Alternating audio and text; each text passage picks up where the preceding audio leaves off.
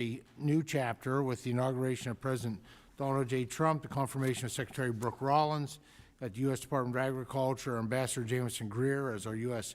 Trade Representative. We now have partners across the administration who share a commitment to revitalizing American agriculture, expanding global market access, restoring program integrity, and putting producers and rural communities back at the center of federal policy where they belong. The committee has a magnificent mandate: strengthen American agriculture, expand opportunity, and safeguard the systems that underpin our food and national security. And I'm proud that we've already begun to fulfill this mandate. Earlier this year, Republicans in Congress passed the One Big Beautiful Bill, the most significant investment in American agriculture in a generation. And this legislation strengthens the farm safety net, boosts conservation and ag research, and restores accountability and opportunity to SNAP by rebuilding guardrails that ensure the program works for those who truly need it and for the taxpayers who generously fund it. I do want to say most of those measures, if not all, came out of great bipartisan work as we traveled the country listening. I think 43 states and one territory. All of that, most of that was the basis for the Farm Food and National Security Act of 2024 that passed out of this committee. Our reforms modernize and strengthen work requirements for able-bodied adults without young children, incentivize states to reduce improper payments, and ensure assistance will go to those who genuinely need help. And by restoring those guardrails, reinforcing dignity and the value of work, and prioritizing American families and taxpayers, we're putting SNAP back on the path Congress intended, one that protects the vulnerable while encouraging greater opportunity and self-sufficiency. Our work on the Farm Bill reauthorization did not end with the passage of H.R. 1, or the One Big Beautiful Bill. While extensions of the previous Farm Bill and recently announced economic assistance provide some certainty to our producers, it is not and should not be in lieu of a comprehensive and thoughtful bipartisan 5-year reauthorization. As we look ahead to the new year, we will advance what we are calling Farm Bill 2.0, a bipartisan piece of legislation responsive to the needs of our agriculture community. This committee has a large jurisdiction, and I've always said that we can walk and chew gum at the same time, and this year we've done just that. Working with our colleagues on the Financial Services Committee, we passed the Bipartisan Clarity Act, establishing clear, workable market structure for digital assets, and finally bringing clarity to the jurisdiction of the CFTC and SEC. Momentum to pass clarity continues to build in the Senate as well, and this legislation will protect consumers, foster innovation, and fortify America's role as a global leader in financial markets.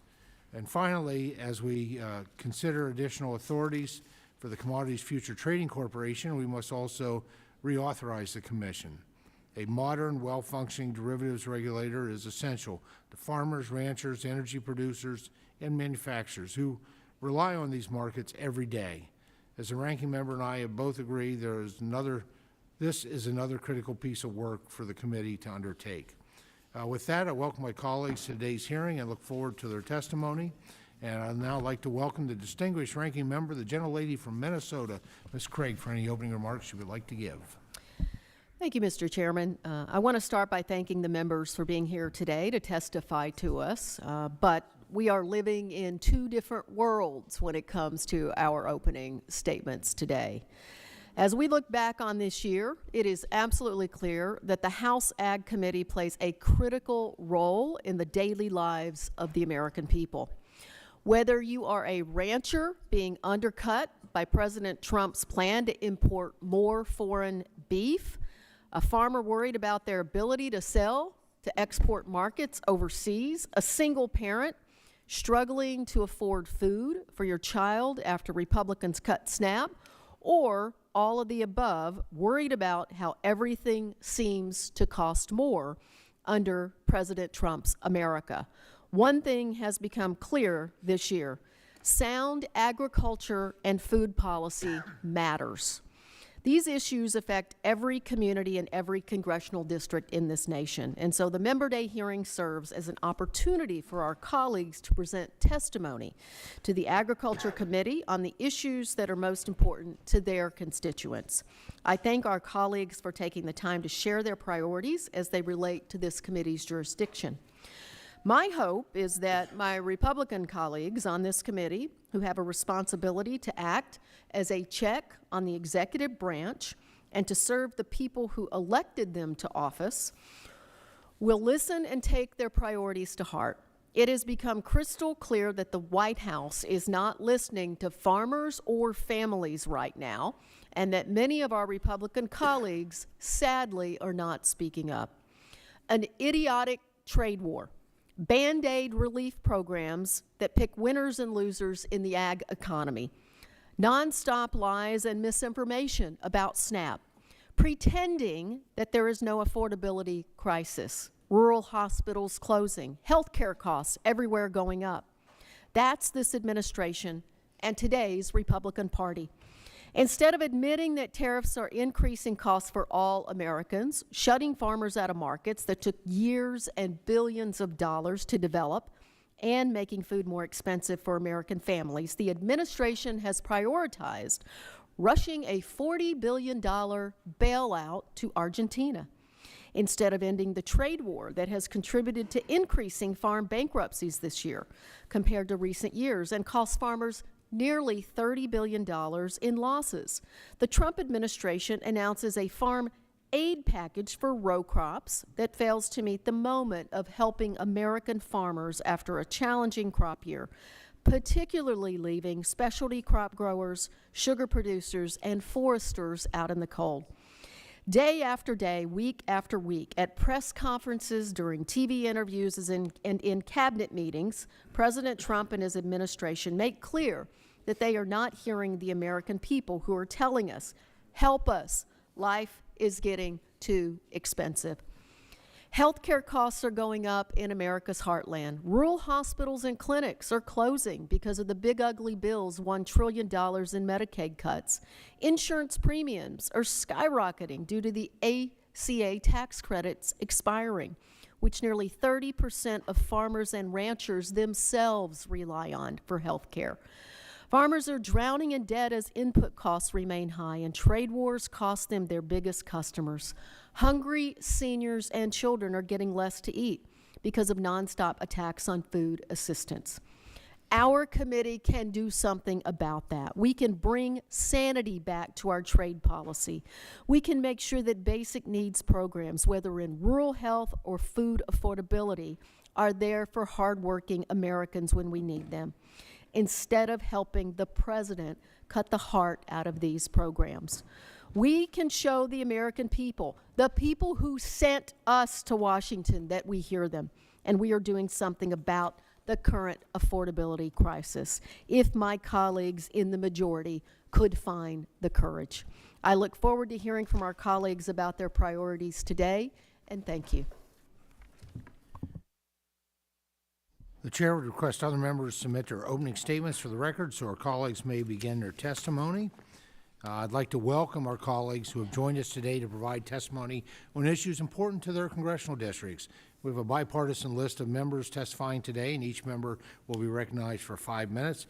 And I'm pleased now to recognize the gentleman from Texas, Mr. Gonzalez, for 5 minutes. Thank you, Chairman Thompson and Ranking Member Craig, for holding this morning's hearing and giving us an opportunity to advocate for our district. I represent the 34th District of Texas in South Texas, and I want to talk about some of the impacts on our region. Earlier this year, Republicans enacted a bill that cut nearly $200 billion from SNAP, the largest cut of SNAP in American history. As Americans are struggling with inflated grocery costs and skyrocketing healthcare prices, taking food assistance away is really cruel.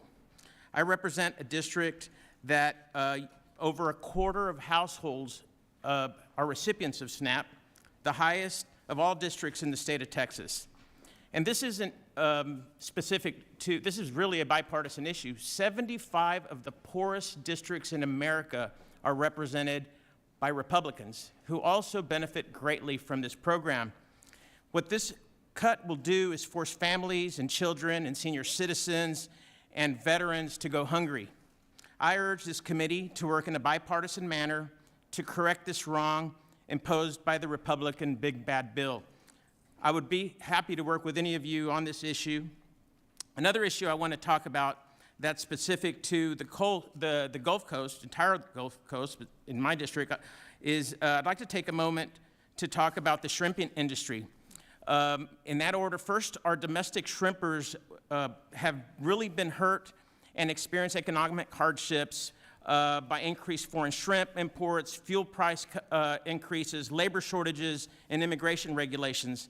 As a result, the South Texas shrimping industry and the shrimping industry across the Gulf Coast is in peril. We're losing the American fishing industry to the disadvantage that they have competing with foreign and farm-raised seafood. We should work hard. When we talk about America First, let's also talk about American fishing industry, which is really shuttering. We've lost about half of it in the last, I think, decade. Hundreds of boats are sitting on the docks. Many of them are being sold to other countries because they cannot compete in today's markets. The federal government must do more to protect the shrimping industry and the fishing industry. I urge the committee to allow commercial shrimpers to access agriculture safety net programs to increase FDA inspections and provide resources to allow the USDA to purchase domestic seafood and distribute them to our schools and local food banks. The next issue I want to touch on is the New World screwworm. Second, known as a New World screwworm, as it inches closer to the border of Texas, we're really concerned this could be devastating for the ranching economy, not only in Texas, but across the country. I know for a fact, I've been monitoring this since the issue was on the border of Mexico and Guatemala. We met with the USDA, Dr. Kim Loemeyer in Central Texas. I think she's probably, the global expert on this issue. She told us at the time we needed to be producing 700 million sterile flies weekly. At the time, we were producing about 200. A few months from there, it moved from the border to Veracruz, and now it's one state away from the state of Texas, and we just celebrated the construction of a facility, which will take years. We don't have time to construct a facility.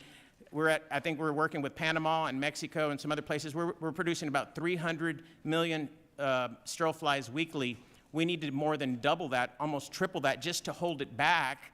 And I'd urge the committee to speak with her and speak with experts on this because it's become a very political issue, but we don't have our facts straight, and I think we need to talk to the scientists and get up to par on what we really need. My office is at your disposal to work on this issue. There's facilities in northern Mexico, there's facilities in South Texas. There's places where we were housing migrants that are available. You need about 200,000 square foot to produce these sterile flies, and you need a lot of water. There are places that we can begin immediately. We don't have to wait years, because that's what it'll be, years. And I can assure you right now that this problem is about 150 miles away from our southern border. In 6 months, we'll probably have it in Texas, and it'll continue to grow through the country. We need to address this. So with that, I yield back. Well, Mr. Gonzalez, thank you for your testimony on behalf of your constituents. Much appreciated. Now, working down through my list, and I'll recognize the gentlelady from Michigan, Representative Tlaib, for 5 minutes. Thank you so much, Chairman Thompson and Ranking Member Craig, for hosting this hearing. I'm here because I know that children can't learn if they're hungry. I'm also here because I represent the 12th Congressional District in Michigan, which houses one of the most beautiful, blackest city in the country. I'm also here as the co-founder of the Congressional Mamas Caucus. And for me, I still remember years ago having a mother in my office in tears. And I don't know if you've ever heard the cry of a desperate mother, but I have. And she was crying because the Head Start program that her children were in was closing. And I told her, I'll find you a different place. I'll figure out the transportation. Please, stop crying. I was trying to console her. And she said to me, but you don't understand, that's the only place my children can eat twice a day. So I think after watching what happened with the SNAP benefit, which is a lifeline for food for our families, was treated as a political pawn. It was devastating. It was incredibly heartbreaking to get the calls and the emails and even the messages through social media. And they're so scared it's going to happen again, Chairman. And so I know that they're not alone, that it's 42 million Americans across the country. But understand in the budget betrayal bill, it's a 15% cut. It's a $6 a day average. $6, we're going to cut 15% across the board. And it's going to be something that literally will take food off of the tables of our families. And when children can't learn when they're hungry, when they can't thrive because they're hungry, it's going to hurt our whole country. And so for me, it's not just the children. Of course, we know it's 40% of SNAP benefits and recipients are older adults, or 40% of SNAP beneficiaries are children, that we know that also we have a number of people that are senior citizens that are also benefit from it.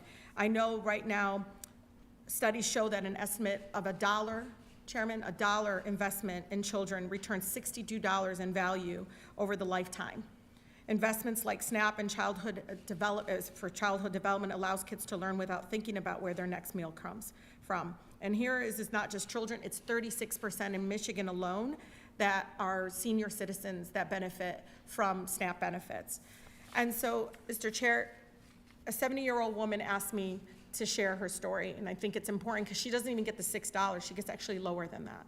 She says, I'm 74-year-old, single female senior citizen with Social Security as my only income. I get $24 in SNAP benefits. This helps me purchase fresh fruits and vegetables. She says she only buys a half gallon of milk, margarine, and a loaf of bread. And I don't know what to say to her when I say, are we really allowing, are we saying to her that we don't have the money to make our seniors, help them afford milk and bread? And so it is important to understand that the impact is real, and it's not just Republicans and Democrats, it's the American people, and we have a crisis around access to food, we know this, and the cost is going up. But even in Michigan, it's my ag community. The agricultural sector in Michigan is incredibly important, and they say now, the Michigan Farmers Market Association said they realize 15% in benefits from SNAP investment from this body. And so it's incredibly important to understand that connection. I have to say this because it's heartbreaking to see us fighting for a Pentagon budget, what it was, $190 billion for a Pentagon budget that can't even pass an audit. Yet where we cut is in SNAP benefits, not where they're wasting all this money. And with my residents, I'm telling them we always have money for war, but we don't have money for food for them. And so somehow, again, it is lacking the priority and understanding why it's important to make sure that we invest in SNAP benefits. Stories like this I'm hearing from residents are not isolated. We're all hearing them. And so I'm asking all of you to please do your best in investing into SNAP benefits. Do more than what we're already doing. And it is a win-win. It's not just the farmers, it's our whole country as a community, as together, that we understand the investment is important for our children. Lastly, I also have urban farmers, Chairman. And don't forget the urban farmers. I say this because some of my families, the only place they can get food is a gas station. And now we have urban farmers creating these farmers market where people can get fresh food. They can get access to food that, again, they don't have access to at a gas station. And so I'm asking all of you, as you prioritize, and when you talk about farmers, talk about all the farmers.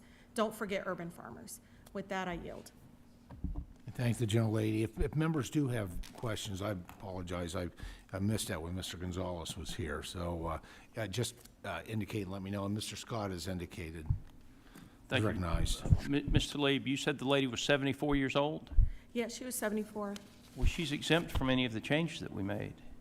Well, she's saying that when during the shutdown, sir. When the shutdown, she says, are we really political pawns with the SNAP cuts, the benefits? So for her, and she always got it on, so every state invests. Let me finish. It's my time, you had your time. So first of all, like 99% of the Republicans voted to keep the government open. I know there were some Democrats that voted to keep the government open. But the fact is, if she's a senior, seniors and children were exempt from the changes. Oh, I'm talking about during the shutdown, sir. Okay, So all right. she gets it That's fine. on the 30th. and she I didn't get, understand, yeah, and that's she why, waits that's why for it. I think Yeah. what And sir, the she Senate doesn't did- understand what's happening here. She just knows that her card didn't get reloaded. Okay. So just so you All know. right, so let me say this. I had a lady at Walmart that I know, her husband's disabled, she works full-time. She asked me if her benefits were gonna be cut, and the answer was no. Her benefits were not gonna be cut. I mean, so again, I just, the way you said it, you were indicating that they were gonna be cut because she was 74, the way I understood it. You were No, talking I about was during the sharing the shutdown, story that wasn't because clear. I That's told her fine. we had $5 billion, as you know, in money that we could have used, it's emergency response money, that we could have used to make sure she didn't go hungry for those few days. Seniors and children were exempt from the changes that Sir, we made to I'm the talking about the SNAP shutdown benefits. and the political, the back. I voted to know, keep the I get government what you're open, you saying. voted to shut it down, so I'll yield the I remainder of my time. understand. And Chairman, through you, just please know, even that little bit of few days, if we didn't, we should have used the $5 billion that we all appropriated and agreed to, and she wouldn't have, I mean, again, the anxiety and fear that we just inflict on our families. They don't know what's happening here. They just Right. know their card But- wasn't reloaded. Yeah, the shutdown was absolutely unforgivable. Mr. McGovern? Yeah, well, let me just say for the record, my friends voted for nearly a $200 billion cut to SNAP in the big ugly bill, right? So when they talk about not cutting benefits, they are. And number two, this is the first administration in history that actually withheld food assistance from people even during a shutdown. This was a conscious decision. Federal courts were telling them that they had And they to appealed it. administer it, and they kept on appealing it. That's where they're coming from. And I would just say the cuts to SNAP that this Congress has enacted represent a moral failing in this Congress. The idea that making sure that no one in this country goes hungry is that somehow it's a radical idea is unconscionable. And by the way, the SNAP benefit is inadequate. It's on average of about $2 per person per meal. I mean, try living on that. And that is why so many people on SNAP are looking for additional help from food banks and food pantries mid-month, because it doesn't go far enough. And the other thing I want to put to rest too is I keep on hearing people say people on SNAP ought to work. Well, the majority of people who are able-bodied who are on SNAP do work. Some of them are working not just one job, but 2 jobs just to try to make ends meet. And the idea that somehow we are nickel and diming this program, that we are taking benefits away from people, at the same time we're giving tax cuts to millionaires and billionaires and big corporations, I think is pathetic. And so I thank you all for being here and raising the issue of SNAP. Thank you. Representative Tlaib, I just have a question. The woman who shared this story with you, what is her political affiliation? Oh, I don't know, I don't ask. Pretty much. And I think that's the point I'm trying to make. It doesn't matter. And I just want to make sure that we level set this Member Day hearing, because it's not about what you did or you did. It is bringing forth the priorities and the concerns from constituents. Because at the end of the day, that 74-year-old woman who gets $24 a month doesn't really care the letter behind the names of the people sitting on this dais. What she cares about is her fear and frustration with how am I going to continue to buy that loaf of bread, that margarine, that gallon of milk. So, right, so I just think that that's the important part of the testimony that you just gave. Because I think what we experienced during the shutdown and what everyone saw is something that I've been well aware of, is that every part of the country, the fragility of our food security systems. And then the second part of what you said about many people in the places where you represent having to literally only get groceries from a gas station and I think that's very important, because a lot of times on this committee, we're talking about what people can purchase. There really isn't a lot of availability in a lot of these communities. So can you talk just a little bit about what you see in that respect for what is available to people in these communities that you represent? You should see it. If you go into a gas I've station, seen and I it. know some of you have seen these massive kind of new gas stations with these are the old gas stations. If you remember going in there to get, I used to go in there to get my now laters but it's just, because I actually go and look next to where the auto related supplies is like bread, cookies, chips. It's not, healthy foods, but when you don't have access, that's what happens. That's why it was so important that all of you worked really hard to make sure that EBT cards and food assistance can be used at some of the farmers market. And I'll tell you, it is transformative. The way on Saturdays and sometimes during the week they have these pop-up farmers market for our families, and they are taking fresh tomatoes, zucchini, you name it. I mean, it's amazing to see. But you should, if you ever get a chance, just go into some of the gas stations. I'm talking about the old school gas stations. I'm not talking about the really fancy ones that come up now.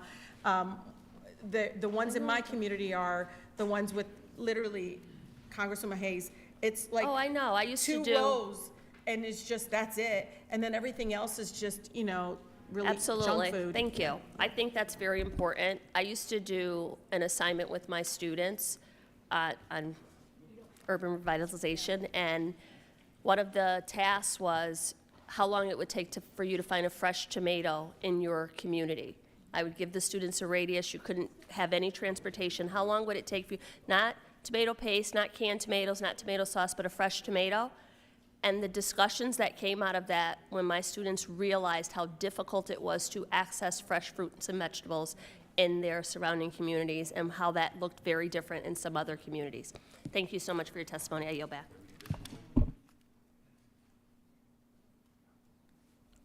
Okay, with that, Representative Tlaib, thank you so much for your testimony.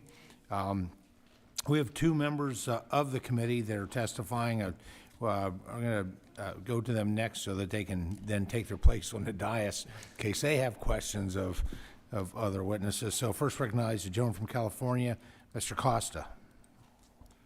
Thank you very much, Mr. Chairman and Ranking Member Craig, for the opportunity to speak at Members' Day. This morning, I speak on behalf of California, the constituents I represent in the 21st District, and the great, beautiful San Joaquin Valley that is one of the most productive agricultural regions in the entire country, therefore the world. I speak as a third-generation farmer. California's 70,251 farms and ranches are remarkably productive. Given the average size, 70% of these farms is less than 100 acres, 89% are less than 500 acres. And yet I represent, as a third-generation farmer, those individuals, those families that really put food on America's dinner table every night. And food is a national security issue. We don't treat it that way, I don't believe, often enough, but it is. Food on America's dinner table is a national security issue. And in California, the #1 agricultural state, we produce 50% of the nation's fruits, nuts, vegetables, 20% of the milk supply, over 400 agricultural commodities that we grow, $61 billion at the farm gate. It's imperative, I think, given the current economic conditions we're facing with input costs and the cost of what farmers and ranchers and dairymen are getting for their products, that it's not making it. It's not making it these days across the country. And we know that specialty crops are so critical to good nutrition. Robust congressional oversight in the area of specialty crop insurance is necessary. The recent Farm Bridge Assistance Program announced this week by the administration, $12 billion, of which only $11 billion is going to row crops, $1 billion to specialty crops. I don't get it. This is deja vu all over again, as Yogi Bear once said.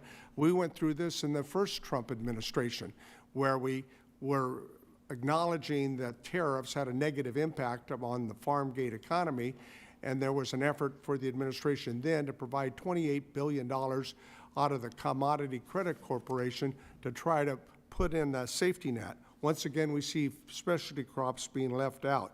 What? I don't get it. $40 billion for Argentina, $12 billion for American agriculture. Somebody's got their priorities, I think, woefully in the wrong place. I've always said that tariffs don't win trade wars, and I think the actions of this administration prove that. The fact of the matter is that we need to deal with the issues with our longstanding trading partners and allies. I've consistently led the charge for market access program, foreign market development programs, and peace programs, USAID, that frankly I think address the issues of nutrition, not only for the people in our country, but around the world. Our farmers, ranchers, and dairymen want to provide their neighbors and communities food on their dinner table. They don't want to cut them off. The not-so-beautiful bill took food assistance away from nearly 5 million Californians. 5 million Californians. In my district alone, almost 30% of the households rely on SNAP. 67,000 out of 237,000 homes. These homes include 60% of them with a child, 34% with an elderly person, 46% includes someone living on a disability. We must ensure that we strengthen and improve these programs, not weaken them. And the examples that was used in the cutoff that took place earlier this year is a separation of the nutrition programs from the commodity other titles, and I fear on my fourth Farm Bill reauthorization that we will never be able to put the toothpaste back in that tube as a result of the separation of nutrition from the other title programs. Let me just talk about some other areas that I'm concerned about. Conservation programs are key to reducing fire risks. We need to be bolstering our efforts there. Conserving our Waste Sustainability Act is another area. Headwaters protection, improvement, and flexibility. Each of these bills would strengthen the programs. The chairman, I don't know where you continue to get your sense of enthusiasm. I appreciate that.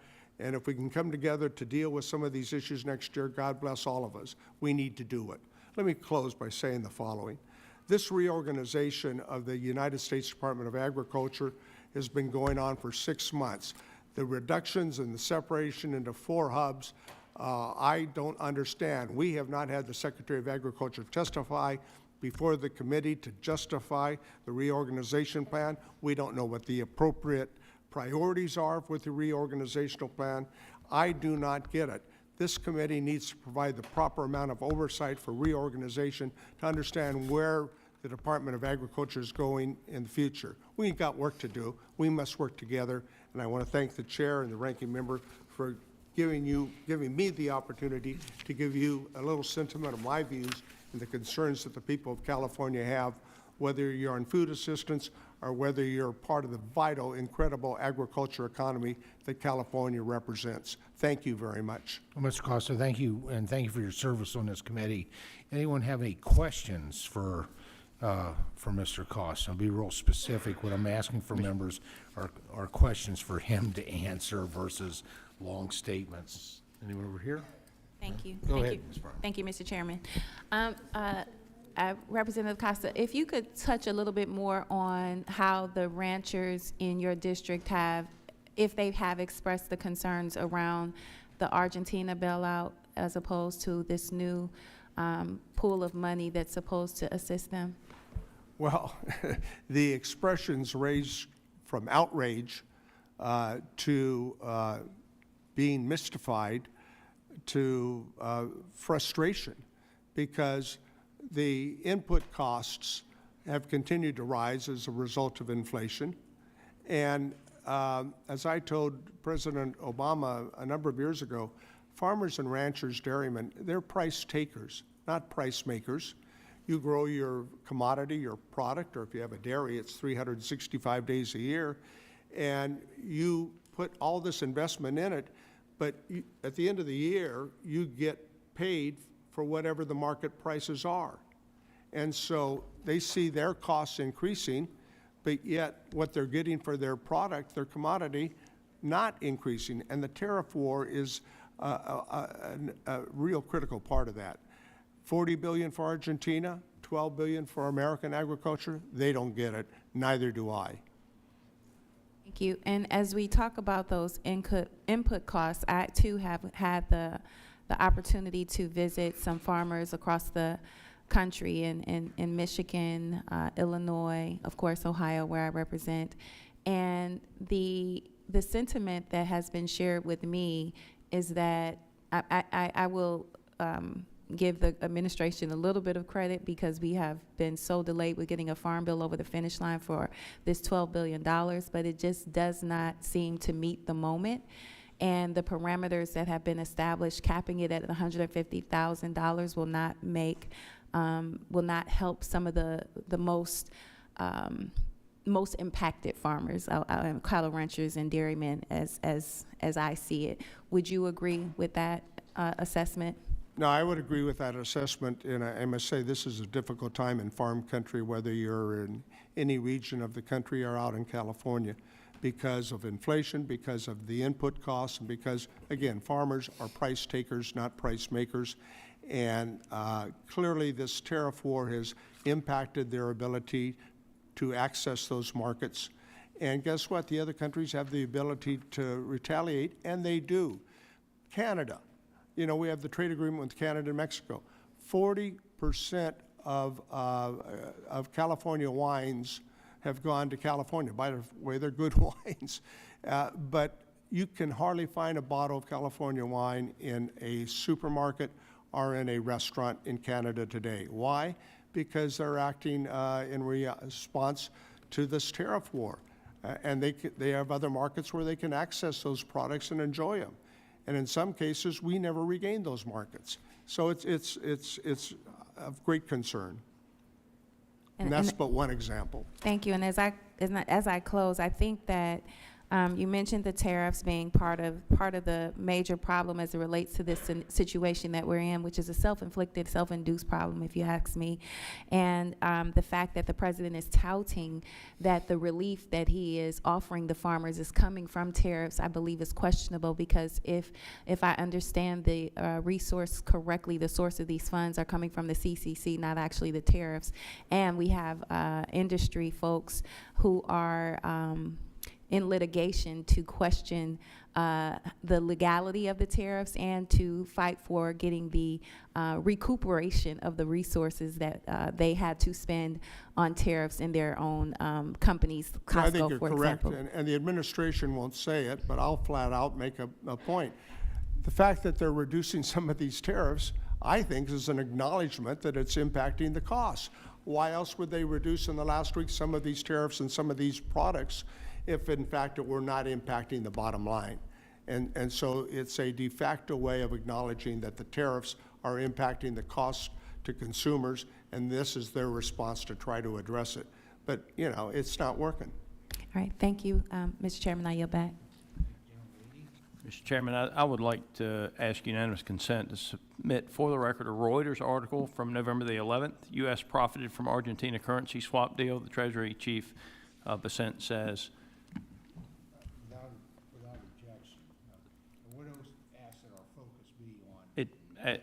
Absolutely, Mr. Chairman, but it just, the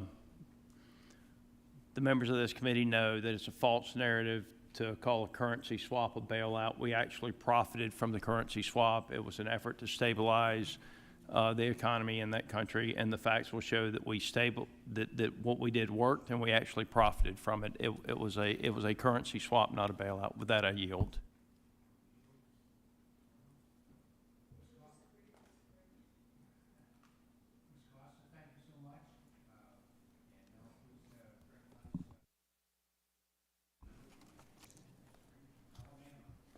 Thank you, Chairman Thompson and Ranking Member Craig, for allowing us the opportunity to testify here today. As you know, I serve on this committee, and it's with great pride that I serve on this committee, given what it means to my district. I represent Alabama's 2nd Congressional District, which consists of 13 counties. 11 of them are completely rural, and the 2 non-completely rural counties are likely the only 2 places in my district that most people on this committee or in America have ever heard of in my district, and that's Mobile in Montgomery, and both of those have significant rural portions of those counties as well. So the work of this committee is not abstract to me or to the district that I represent back in Alabama. For my community, ag issues are a daily reality, from soybean farmers and specialty crop growers to row crop growers to our forestry industry. Agriculture and the work of this committee has real-life ramifications on my neighbors across the 2nd District. And historically, this committee has met those needs with a spirit of bipartisanship that puts the needs of rural America first, and that's the way I try to operate myself on this committee. I think many people know that I go above and beyond to attempt to work across the aisle in ways that will bring tangible benefits to the people of my district and of this nation. And I believe that commitment right now matters more than ever. And we can start with what has been touched on, I guess, a lot already, so I won't beat a dead horse, as we say back home, but I think it's worth noting. You know, earlier this year, we did witness the largest SNAP cut in the history of this country by this administration through the bill, and we also saw throughout the shutdown process the refusal to spend available money on SNAP beneficiaries. And so that is something that was very concerning and something that my colleagues here have touched on. So I'm going to spend my time touching on another aspect of those SNAP changes, and that's the fact that in the big bill, you know, we held a hearing on SNAP after we made the SNAP cuts. We held our first hearing on SNAP, and every witness on the panel testified that we had put into control of the states the ability of whether or not they would even participate in a SNAP program or not. And that is one of the biggest, most concerning pieces that I hope we can come back together in a bipartisan way and rectify, because as it is now, if states do not meet or cannot or refuse to meet the cost-sharing provisions for whatever reason, whether they are political reasons, whether they're financial reasons, every witness on this panel testified at that hearing that there is no SNAP in that state. And that is not where we should be from a policy standpoint. I don't think it's good policy. I don't think it's good law. And it's certainly not good patriotism to allow 50 different states to say, well, we're not going to feed hungry people, even though they would qualify in other states. And so that's something that I certainly hope that we can come together and work in a bipartisan way to at least fix that issue. The rising costs and tariffs is something that's huge. It's something that's impacting, I think, all of our districts in a variety of ways. I represent a community where the median individual income is just north of $32,000. To say that a different way, 50% of the people who file a tax return in my district make less than $32,000 a year. Is one of the poorest districts in this country.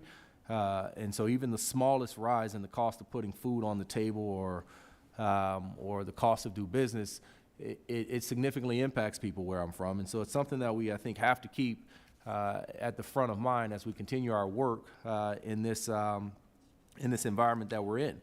And so I want to cite to that. The Farm Bill. Everyone knows here we're long overdue for a Farm Bill. I'm a rookie on this committee. I'm hoping that I can bring some rookie good luck with us, or I was hoping to bring some rookie good luck in terms of getting a Farm Bill across the table. Obviously, many of those provisions were pumped into H.R. 1, but there's still things that have to be done. And it is sincerely my hope that we can come back to the table in a meaningful way, in a timely way, and pass some things that will support our beginning farmers, that will expand ag research, that will modernize SNAP, that will strengthen our crop insurance, something that will ensure that our rural communities have the housing infrastructure and economic tools that they need going forward. And with my remaining time, one of the big reasons I wanted to be on this committee was for rural development purposes. I represent a district where rural hospitals are closing left and right, probably at the fastest rate of any district in this country. We have a number of food deserts with no grocery stores. We have a number of areas that don't have rural broadband access. And so it is my hope that we can prioritize working together across the aisle in a meaningful, impactful way to be able to bring some rural development funds to not just my district, but to everyone on this committee's districts and in Congress to be able to positively impact the lives of those people in rural America, to show them that, you know, despite the environment here, that we can still figure out a way to move the ball forward on a wet field. And so I look forward to working with you guys to do that. And thank you. I see my time has expired. I yield back. Mr. Figures, thank you so much. Anyone have any questions for Mr. Figures? If not, sir, thank you for representing your constituents. Go ahead, Ms. Brown. Thank you, Mr. Chairman. Mr. Figures, you touched on the rural development. I know that broadband and internet access has been essential in both the urban and the rural communities. Is that something you can elaborate on? Yes. I mean, if you want to come home with me one day to Alabama, to my district, to some of the rural parts of my district, I can take you to a McDonald's parking lot in some of these rural counties, and it is more cars in the parking lot than people in the restaurant because of the need. They don't have access to the internet. And I know that's not unique to my district. I'm sure if we, you know, go to communities across the dais, you'd see something similar. The difference is, you know, many of the communities that I represent, they don't have the capacity locally. They don't have the tax base. Some of them have geographical challenges. And quite frankly, given the economics of it, historically what we have seen is that companies are not willing to make the middle leg or the last leg investment in expanding broadband access, because it'll just take them too long to reap the profits of it, which from a business perspective, as a business owner myself, I understand that. We don't want business owners being forced to make decisions that put them in the red. But I think as it relates to rural broadband, that's an area where the federal government has to step up, because its implications on education, its implications on being able to bring businesses into areas, its implications on rural telemedicine. And so it's something that ultimately is costing us in the long run. And so it is my hope that we can come together in a way to drive some real resources to rural broadband deployment. And I love that you touched on telemedicine, because when we consider the fact that the Affordable Care Act is going to skyrocket folks' premiums, and we already know that the largest cuts to our health care system in our nation's history has already resulted in some rural hospitals closing. The farmers that I visited in different parts of the country rely on the Affordable Care Act to provide health care to their families and their employees as well. Can you speak about that? Yeah, look, we've heard from several farmers and just a number of constituents in general, as I'm sure everyone here has, in terms of the impact that the premium subsidies have. Regardless of how they got here or when they got here, and they provide a meaningful benefit to millions of American families, and about 50,000 or so just in my district. And on average, without those premiums, they will see their health care costs on average increase by about 106% in my district. And again, this is a district where the individual median income is just $32,000, and half of people make less than that. And that's not even raising that number up to 35 or 37 or 38, which is still too low. But at the end of the day, I represent a very poor district financially speaking, and so it's something that really matters. And on the hospital front, I say this not to raise alarm flags. I got 13 counties in my district. You can deliver a baby in 2 of them. 10 of the 13 counties either have a hospital that has closed or is in the process of converting to an REH to be able to stay open, or on literal life support. The largest hospital in my state capital, Montgomery, which I represent, is in the middle of a bankruptcy, and they are like the hub of rural health care in that region. And it's only 2 hospitals in Montgomery, so if you lose that one, you're really in a bad situation in terms of rural health care. And this is all in a state that has the 3rd lowest life expectancy in the United States of America. And so it's the healthcare piece to me it's not talking points, it's not political. It's how do we get to an answer that can fix these issues and at least keep our hospitals open, because it's hard to recruit a business or retain a business or to recruit back retirees who grew up in an area to come back to where they grew up, or to recruit developers or builders to come to an area when that pitch begins with the reality of we don't have a hospital. No one wants to live in those communities. No one wants to invest in those communities, and that's not a red or blue or Dem or Republican issue. That's just a pure economics issue that it is my hope that we can find a way to work collaboratively to recognize that fact, and figure out a way to try to address it. And I know, look, and there are some members on this committee that I know have worked on both sides of the aisle to try to address rural health care. But we have an ability to do it through rural development funds, and I look forward to working with you guys to figure out a way to try to do it. Thank you. Thank you. I yield back. Thank you, Ms. Figurs. Thank you for your testimony. Now recognize the gentle lady from Washington State, Representative Schreier, for 5 minutes. Thank you, Chairman Thompson and Ranking Member Craig, for the opportunity to testify today. Over the past year, our constituents have had their food assistance stripped away from them. Working people are struggling with rising costs. Producers and consumers are dealing with the uncertainty of tariffs, and we're leaving farmers behind in all of this. And today's Member Day really couldn't be timelier. The government shutdown highlighted just how important SNAP is for all of our districts. While people were working without pay and their SNAP benefits were delayed, food banks were then overrun, and many of my constituents actually reached out to see how they personally could help make up the difference, but the fact is that none of us can. Earlier this year, House Republicans made it even harder to access SNAP benefits. Food's not a luxury, it's a necessity, as you've heard from every one of my colleagues up here, and we should be striving to make sure that everybody has the food they need and not increasing barriers for those who are already struggling.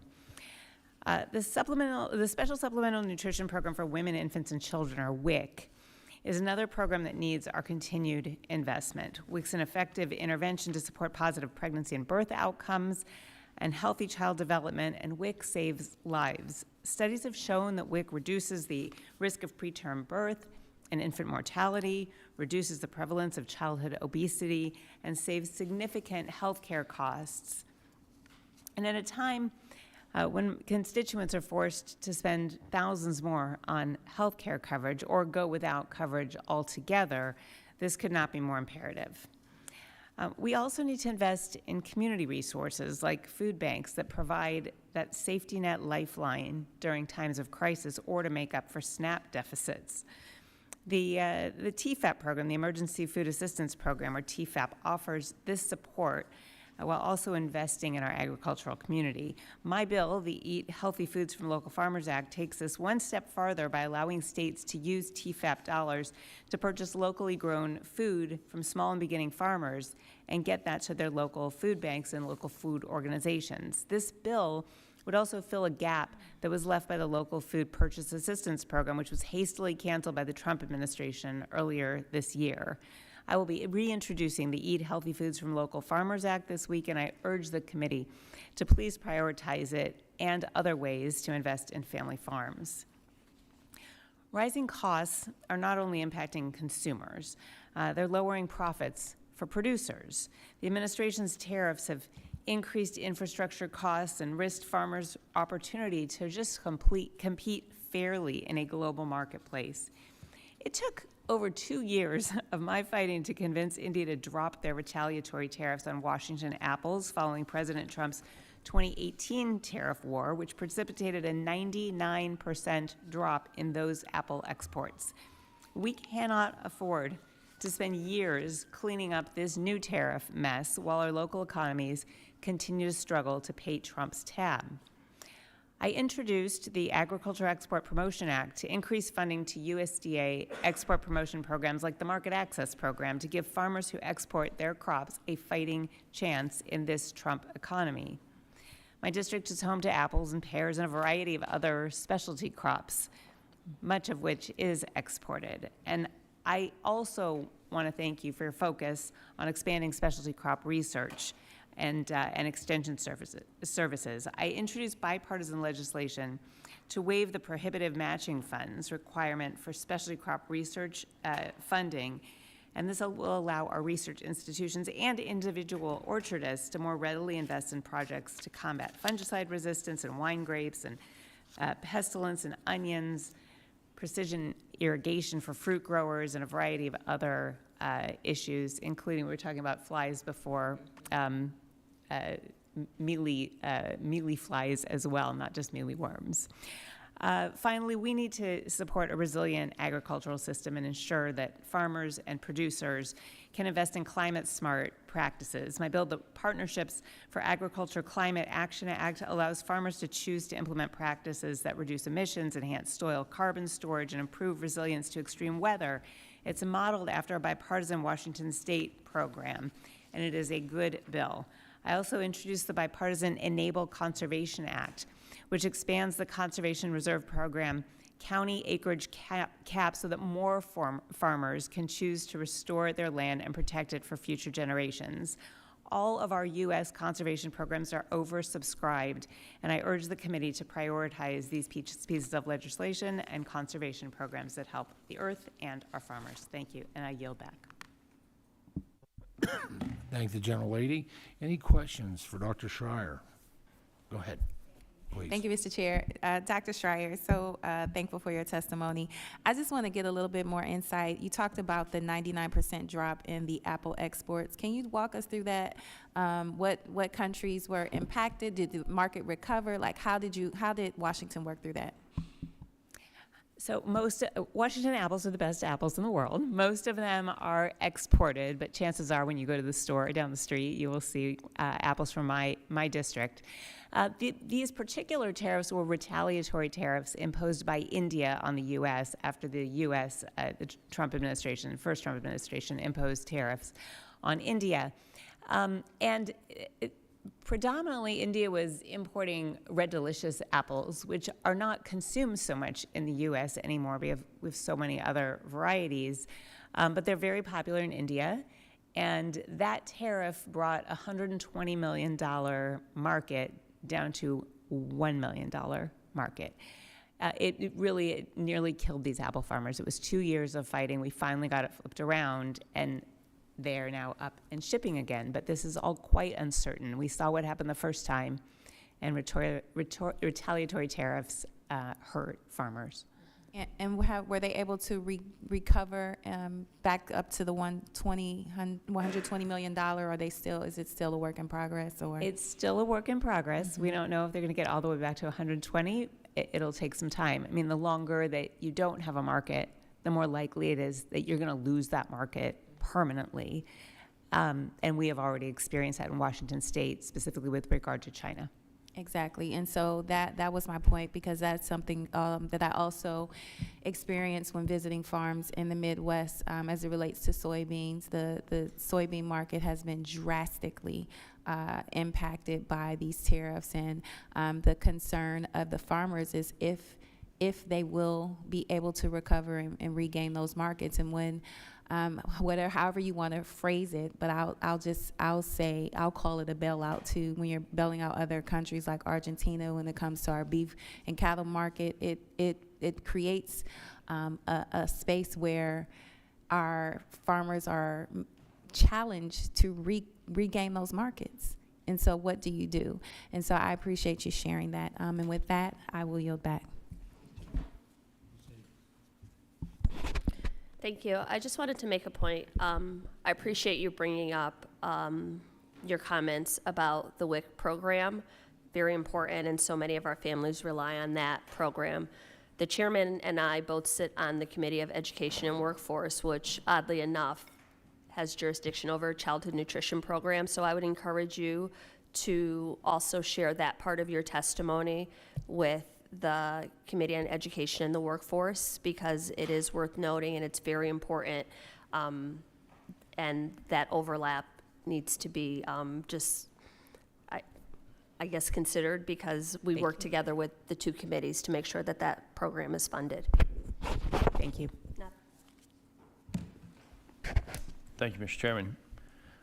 Ms. Schreier, India has long had tariffs on the majority of U.S. agriculture products going into that country, correct? Yes, this was an additional 50% that killed the market. Right. I mean, there's a point where you I'm can not- bend only so far and then you break. But I will tell you, just as somebody who represents pecan growers and a lot of other products that go to India, India has long had significant tariffs on our agricultural products going into that country, correct? Now, Yes. that's- But the that's- point is but- really not that. The point is that we were at a great equilibrium. Our farmers were thriving, and then additional tariffs got Okay. added on unnecessarily Okay, against so essentially an ally. Where I disagree with you on that Yeah. is your term equilibrium, because what we want to reach is equilibrium. And I know what their tariff was on pecans. I know what it took for my good friend and colleague, Sanford Bishop, what it took for David Scott, what it took for myself to work to get the India tariff simply back down to a level where they were even affordable in their country. And so we can disagree on things, but India had long been tariffing U.S. agriculture products going into that country. Our goal is to reach an equilibrium with them where we get the tariffs reduced. With that, I'll yield. I could just add, the U.S. feeds the whole world. If we had calibrated our country just to supply food for our own country, we would not have farmers, stuck in this position where they're getting lowballed by local supermarkets, so they can't make ends meet if they only sell domestically. We don't have enough Ma'am, people in there- this country to eat all of this, and So- we need to so- figure so we out might- we how to might play agree- fairly in the world. We might agree more on that than you think we do. They're not actually being lowballed by the supermarket. They're being lowballed because there are very few people that are actually buying the commodity and turning it into food anymore. So there are very few cereal makers, there are very few companies that are actually buying the commodity and turning it into the products that we buy at the grocery store. Different products, apples are apples. You just eat an apple. Fair enough. I'm talking about peanuts, I'm talking about grains, that's fair enough. But pecans are pecans too. Actually, they're pecans until you bake a pie with it, then it's pecans. Well, as we finish up, Dr. Schreier, I wanted to say Dr. Schreier has been a champion on child nutrition. Next week, we will have on the floor Whole Milk for Healthy Kids, which she is an original co-sponsor of, restoring that nutrition as an option back into our schools. As many of this panel actually are co-sponsors of it. Thank you for Dr. partnering with Schreier me. was one of the leaders on it, so thank you for that. Please recognize a very patient member of Congress who has waited through this panel. I apologize. Representative Underwood for 5 minutes. Thank you, Mr. Chairman and Ranking Member Craig. Americans across the country, and especially in rural communities, are feeling the impact of President Trump and MAGA Republicans' extreme policies. Families are paying more for basics. Hospitals are closing. Farms are facing higher costs and more extreme weather due to man-made crises like climate change and Trump's tariffs. And instead of strengthening our rural economies and improving affordability, Trump's big, ugly bill made things worse. It cut Medicaid by nearly $1 trillion, threatening access to life-saving care for rural communities and increasing the cost of health care for everybody. It also undermined vital conservation payments that help farmers face the dual challenges of rising costs and a changing climate. And on top of the big ugly bill, President Trump and his tariffs have created chaos for the communities that keep this country fed. The damage is obvious, and rural communities are the ones paying the price. That's why I've introduced 2 bipartisan bills to undo some of the harm House Republicans have caused: the Prioritizing Rural Hospitals Act and the Strong Farms, Strong Future Act. Together, these bills address 2 of the biggest challenges I hear about from farmers in my district: access to health care and affordability. Republicans just passed the largest cut to health care in American history, and now hundreds of rural health care facilities are projected to close.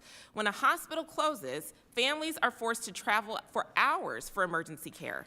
Preventive care plummets, and conditions worsen before people can get help. That means higher costs for families and higher costs for the entire healthcare system. We must act immediately to address the significant challenges people in our rural communities face in accessing quality health care. My bill, the Prioritizing Rural Hospitals Act, would address these disparities by prioritizing funding for rural health care facilities applying for rural development funding through USDA. This bill gives communities the ability to renovate outdated buildings, reopen shuttered clinics, expand telehealth, and equip providers with the tools that they need to expand care. The Prioritizing Rural Hospitals Act is a crucial step towards reversing the damage done by Trump and House Republicans when they slashed federal investment in rural health care.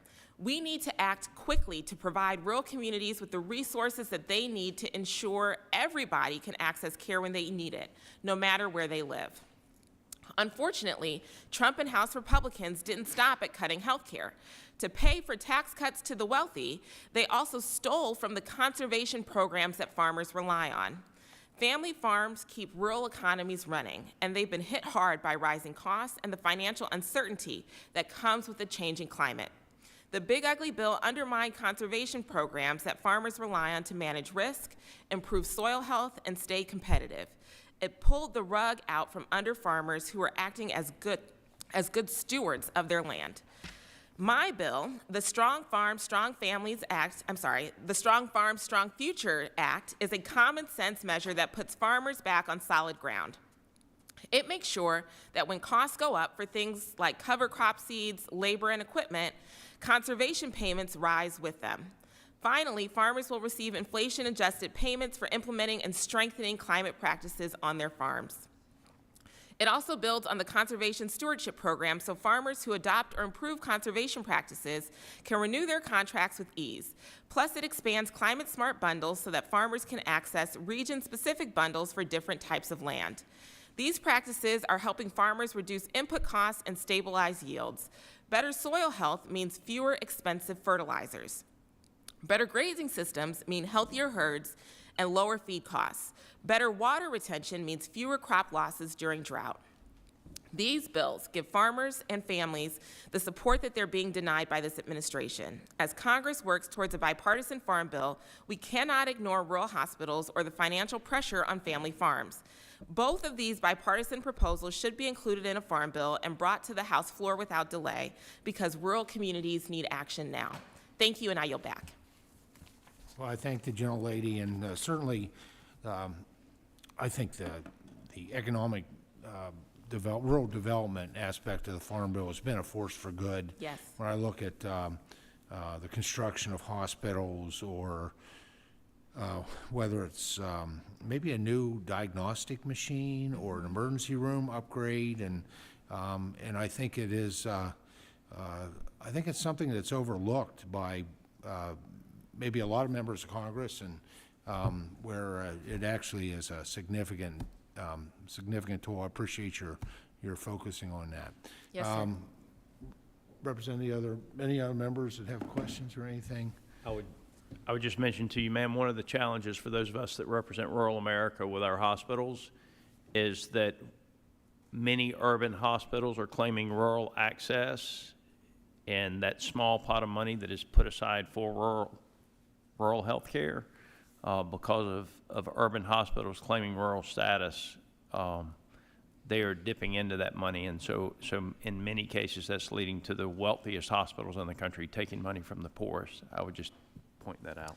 Well, what this bill would do is that it takes the USDA rural development pot of money that only those communities that are certified and that are accessing the rural development programs across the board. It would allow a prioritization for the healthcare programs when a community applies for those funds. That's important because, as you know, sir, when there's a closure of a rural healthcare facility, that infrastructure gets depleted very quickly. And if there's another company or nonprofit that wanted to come into that physical space, they often need help to afford the renovations to reopen. And that's what this bill is designed to address. It's not addressing what you're talking about. It's really talking about the communities that are being directly served by the existing rural development program. I represent 30 counties in I'm not Georgia. doubting. And so I'm just pointing out that there are a multitude of problems.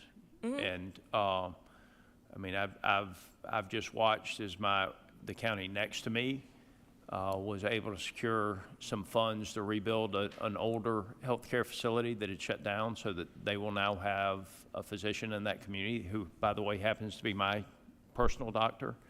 So now I'll travel 20 minutes instead of an hour. So the issues you're talking about affect a lot of us. Excellent. Thank you. Thank you so much for your service to your constituents, and bring those before the committee.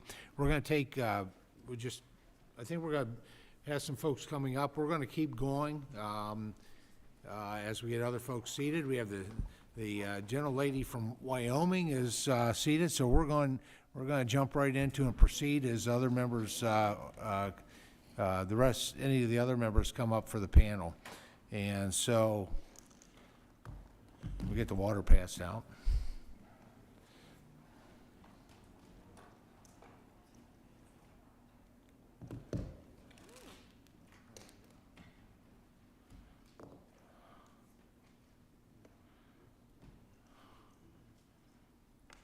All right. Thank you very much for the staff for helping us. That was real quick. I recognize the gentlelady from Wyoming for 5 minutes. Thank you, Chairman Thompson and Ranking Member Craig. I want to thank you for allowing me the opportunity to testify today. I was raised on a ranch in Goshen County, Wyoming, and dozens of my immediate and extended family members remain in the ranching industry to this day.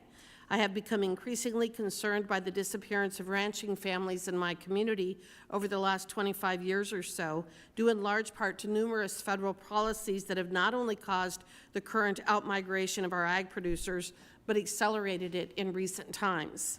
2025 started as a year of optimism. Wyoming livestock producers were selling at higher prices, finally turning profits after years of losses, drought, and skyrocketing costs and expenses. One impact I have heard from constituent ranchers who, for the first time in years, didn't find it necessary to take a second job to keep the family ranch alive. Unfortunately, those gains for many were wiped away after unnecessary market disruptions exacerbating larger issues that make it increasingly difficult to ranch in Wyoming. Because so many of these challenges originated in Washington, D.C., we should be able to fix them in Washington, D.C., but only if we have the courage to do so. The Trump administration has again taken a bold step forward in issuing its plan to fortify the American beef industry, and I believe we can build off this work. I have submitted a number of priorities to this committee for the Farm Bill to do just that, and I want to touch on a few of those today. First, the electronic identification ear tag rule issued by APHIS in 2024. While I know there are members of this committee that do not agree with my opposition to mandatory EID, I am very grateful for your willingness to let me weigh in on this policy. There have been several challenges to the rule's implementation that must be addressed regardless of whether we support it or not. Since the EID rule went into effect, Wyoming and its surrounding states have run into persistent shortages, making compliance nearly impossible. APHIS and the tag manufacturers assured us that they were prepared for the rule, but the fact is they were not. There is, however, another issue exacerbating the shortages. State veterinarians, in an abundance of caution to ensure compliance with this federal mandate, are instructing their cattle producers that they must put EID tags on all cattle from birth to grave, regardless of the type of animal, and despite the fact that the rule requires no such thing. The rule instead applies to sexually intact cattle that are 18 months of age or older and that will be sold or moved across state lines. Many of our cattle do not meet this criteria, including replacement heifers, other breeding and non-breeding stock, and they should not be required to sport an EID tag. The problem is that ear tag manufacturers and state livestock boards are saying that they are now prohibited from manufacturing anything but EID tags. There are thus no Banks tags available for those cattle that do not come within the definition of the rule. Ranchers are thus being forced to use EID tags for those cattle that were never included in the rule. This not only creates shortages, but is going to skyrocket the cost of the program. The rule, for example, was designed to cover only 11% of the cattle industry, with the USDA estimating the related cost to be $26.1 million per year. If the rule is instead implemented against 100% of the cattle industry, the cost for the ear tags alone would be over $260 million. Congress has not and most likely would not appropriate funds to meet that price tag, so we need to address this situation. I believe that another priority of mine includes much-needed reform to the Conservation Reserve Program, or CRP. While there is, of course, a legitimate use for this program, it is now time to update and modernize it to safeguard U.S. food production. In summary, I believe that the CRP programs, which are really designed to disincentivize the productive use of land, are a top contributor in the decline in rural ranching families I referenced earlier. This has played out in my home community by literally removing essentially all families with young children across tens of thousands of acres in Goshen County alone. Why? Because our young producers simply cannot compete with the federal government when it comes to being able to purchase or lease land for cattle production when it comes to CRP. The CRP program has risen to cover 27 million acres of land since the 2018 Farm Bill. In Wyoming, fully one-half of our CRP lands are in Goshen County, affecting our schools and the future of our young producers. We now have people who buy land solely for the purpose of putting it into CRP, thereby taking it out of production simply for the federal payments that they can reap. I believe we must seriously consider lowering this overall cap and other reforms as well. Another important target for CRP reform would be to expand the types of approved management tools to include livestock grazing. Cattle production is good for the land. Cattle ranchers produce some of the healthiest protein that we can consume, and we need to increase cattle numbers in this country. This is one way to incentivize ranchers to do so while also furthering the intent of the CRP. Lastly, I would like to express my appreciation for the committee's recognition of the importance of the Secure Rural Schools program and for the passage of its reauthorization in the House last night. Rural communities in my state have received vital economic assistance to support public infrastructure along with search and rescue and other emergency services. Thank you again for this opportunity to testify. Well, Congresswoman, thank you. Thank you for your leadership. Part of the team was getting Secure Rural Schools across the floor last night. That's a great victory for those of us like yourself and myself that have school districts within national forests that have been living over a shadow of just a 75% or 70% decrease in funding. So thank you for that. Yeah, CRP is the longest. I appreciate your perspectives on CRP modernization. It's the longest operating or existing conservation program, but it's never been modernized, and it has slipped towards incentivizing taking productive farmland out of production, and that's not what the conservation programs are all about. So we look forward to addressing that in Farm Bill 2.0. And we do need some accountability with that EID program. You know, the problem has been as a problem many times is in the implementation.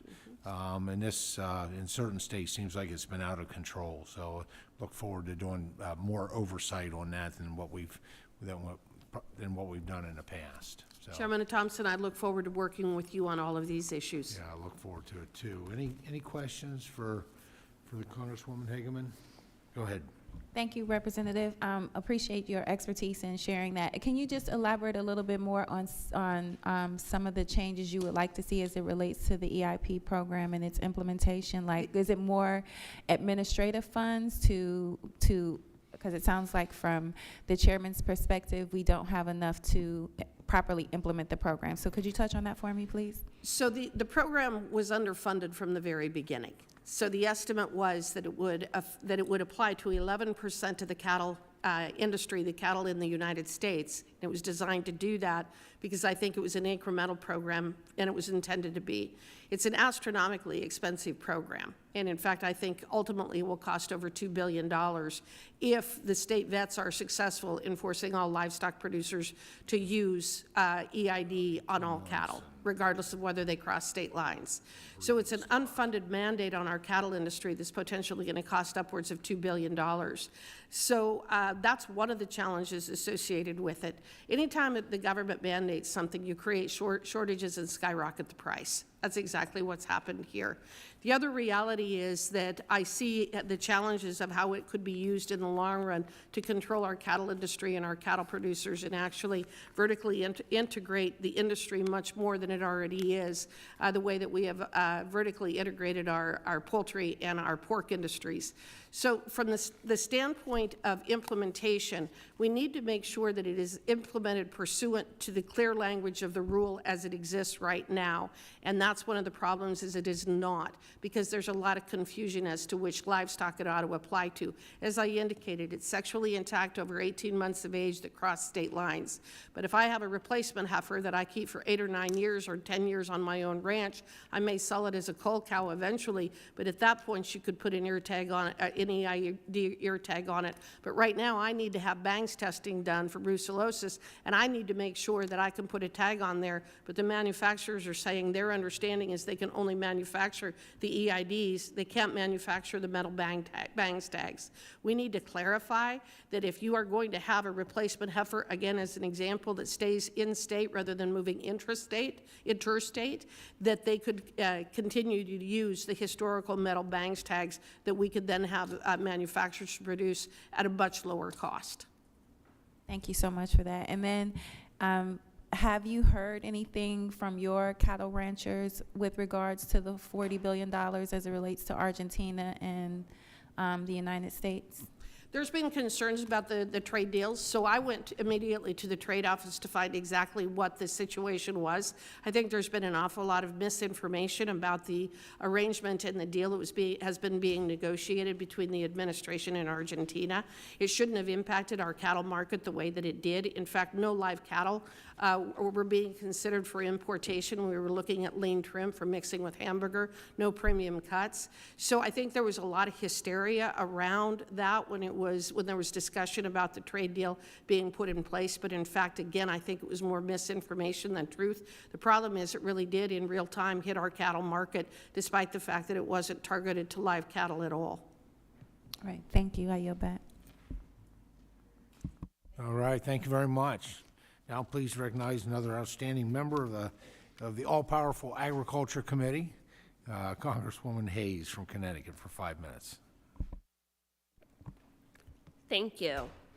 I appreciate the opportunity to appear before this committee as part of Member Day to discuss my top priority as the ranking member of the Subcommittee on Nutrition and Foreign Agriculture, and that would be cuts to SNAP. Today, I would like to discuss my legislation, the Restoring Food Security for American Families and Farmers Act of 2025. This legislation would repeal the devastating cuts to the Supplemental Nutrition Assistance Program, otherwise known as SNAP, that were included in H.R. 1, the One Big Beautiful Bill. I was joined by nearly 200 House Democrats, including House Ag Committee Ranking Member Angie Craig, to introduce this critical legislation. Companion legislation has also been introduced in the Senate by Senator Ben Ray Lujan. This bill also has the support of more than 1,400 organizations nationwide. SNAP is the most effective anti-hunger program in our country, serving nearly 42 million Americans, including children, seniors, and veterans. Also, the loss of SNAP by so many people would affect categorical eligibility, which impacts programs like WIC, school meals, heating assistance, and other programs. This is very important. Approximately 360,000 people in Connecticut utilize the SNAP program. Despite serving as a lifeline to keep families fed, we have seen repeated attempts to defund SNAP and keep those in need from accessing benefits. In July, the majority advanced H.R. 1, the One Big Beautiful Bill Act, which included the largest cuts in the history of the program. H.R. 1 cuts $187 billion from nutrition programs and creates administrative barriers designed to make it harder for people to get assistance. Equally as damaging are the cost share provisions that will force states to either cover the cost or opt out completely, as we've heard from other members on this panel. During the government shutdown, we witnessed just how disastrous it will be for states to shore up benefits without support from the federal government. As the administration withheld contingency reserve dollars to cover SNAP benefits for November, states scrambled to come up with plans to cover the costs. Every state, every congressional district, every community, rural, urban, suburban, were panicked about how they would feed people in their community. This is only a microcosm of what will be on the horizon for states if the cost share provisions included in the One Big Beautiful Bill go into effect. My bill would repeal these unfunded mandates to ensure that states do not have to make tough decisions about which programs will be lost as a result of federal funding cuts. The bill also helps to mitigate the negative impact SNAP cuts would have on farmers, ranchers, producers, and the nearly 250,000 grocers authorized to accept SNAP dollars. In the year 2025, in the United States of America, we have the ability to feed our people. I strongly urge this committee to reverse course on the cuts to SNAP, stop weaponizing hunger, and let's have some real discussion about what this looks like and bring this bill to the floor. I also would encourage, we've heard a lot from different members about the interpretation of things, and the member before me just talked about misinformation and how people are interpreting things like the tariffs or some of the actions by the USDA in this administration incorrectly. The best way to address that is with transparency. The Secretary of Agriculture should be before this committee explaining to us the motives behind many of the actions, letting this committee work with her to decide what next steps are. States should not be left scrambling for a tweet or an email about guidelines about how they should proceed. This committee must begin to exercise our constitutional authority as a separate and co-equal branch and bring secretaries and administration officials before this body to share with the American people how these plans will be implemented, how they will roll out, what they will look like by the time they get to the ground. And governors should not be left to wonder what is happening. I don't care if you are in a red state, a blue state, people on the ground don't care. They want to know how these programs will work. And if this administration and this secretary has such a wonderful plan that the American people will be happy with the changes, then they should be coming here before this committee and sharing those changes, not only with us, but with the American people. And with that, I yield back. Thank you, gentlelady. Any questions for Congresswoman Hayes? Thank you, Mr. Chairman. And Connecticut is what is considered a donor state. Can you elaborate on that and how these, the federally mandated expectation for states to pay into the program would impact not only a donor state, but a state like mine that does not have the resources?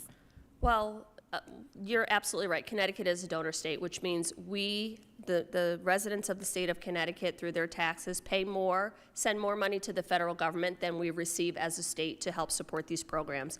We actually might be much better off if we just kept our SNAP dollars at home and took care of our own people. And our governor has made the decision in Connecticut that we would use reserve funds or shift from other programs because it is a priority for us in the state of Connecticut to feed people. So I just wonder, and this is why it would be really important for us to hold hearings or for the secretary to come before this body, because in many states that rely heavily on the federal government, that send less than get back more than they send to the federal government, they will be left with just not being able to come up with the funds and completely eliminating a program like SNAP. This idea that the state should have to pay for it, I would argue that in my state of Connecticut, we already pay for it because we send more to the federal government to help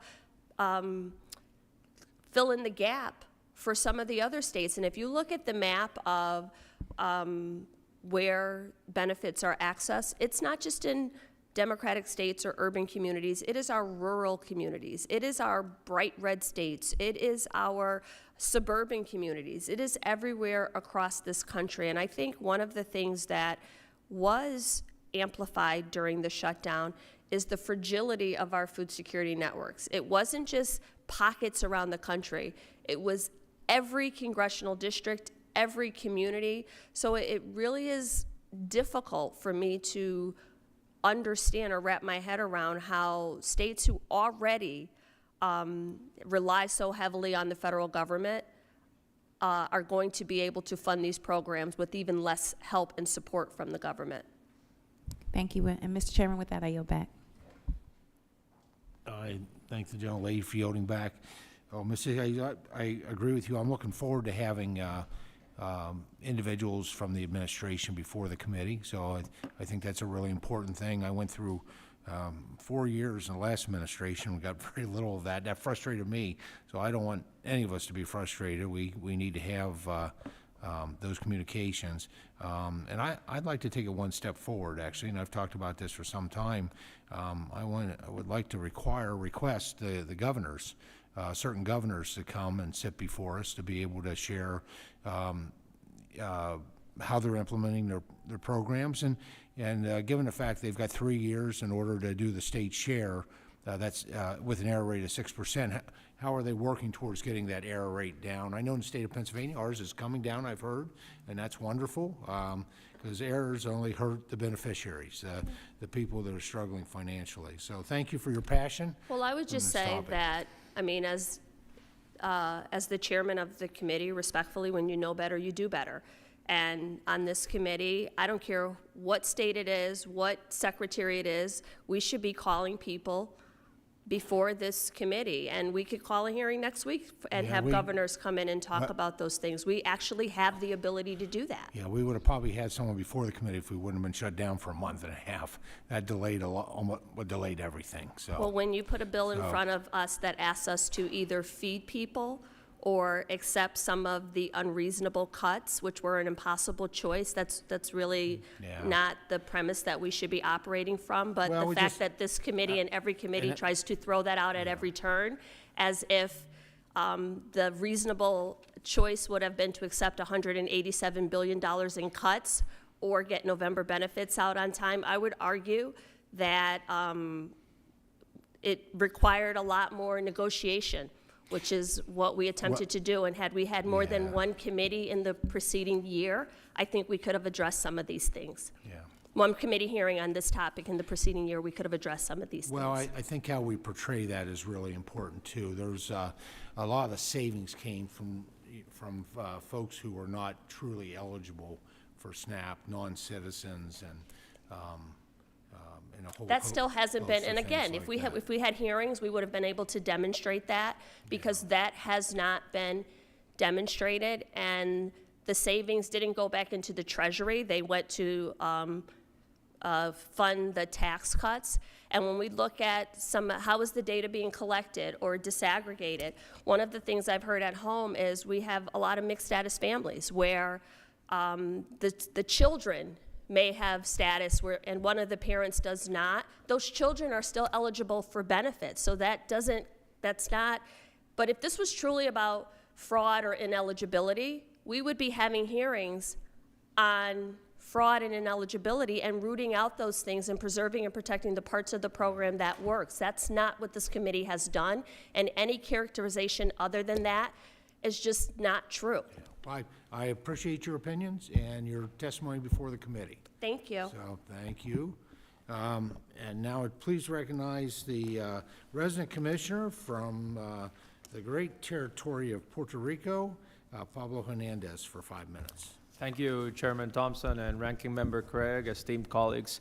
I come here today with a single, simple, bipartisan ask. SNAP for Puerto Rico.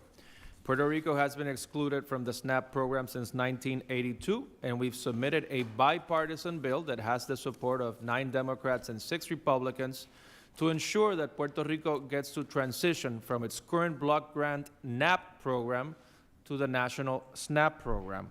Now, this bill has been presented in the past, and members have raised concerns which we have addressed in this newer version.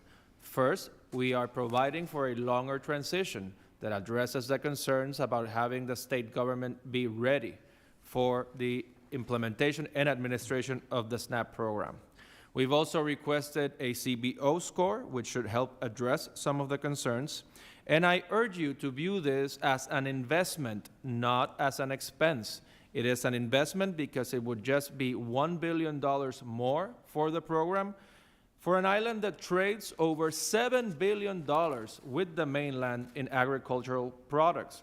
So if we get more money under SNAP as opposed to NAP, we would be buying more products from the mainland, from your districts, for our people, thus strengthening our economies. Moreover, do not view this as additional welfare, view this as economic development and empower. By having SNAP in Puerto Rico, we would be able to raise the income levels that allow people to work and keep their benefits, thus driving more people into the workforce. And finally, I urge you to view this as an investment in justice. During my time in the district, I've spoken to students who, because they do not have SNAP and do not have the level of benefits that they would have under SNAP, have had to decide whether to buy a chemistry manual or to buy food to feed themselves. This is a low-effort initiative with a high impact.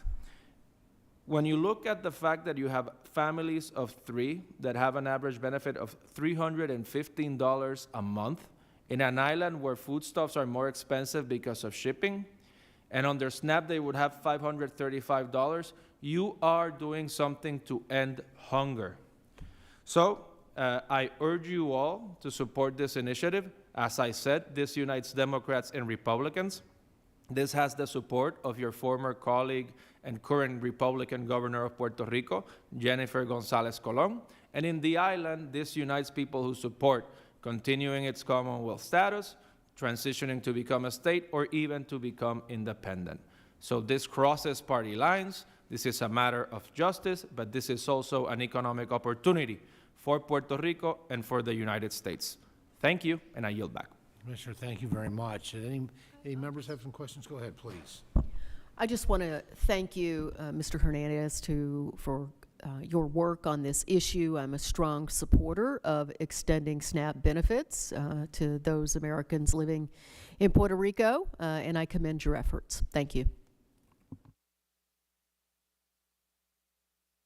If not, Commissioner, thank you so much. I appreciate your service. I know this is certainly a bipartisan issue, as you mentioned yourself and Governor Gonzalez Colon.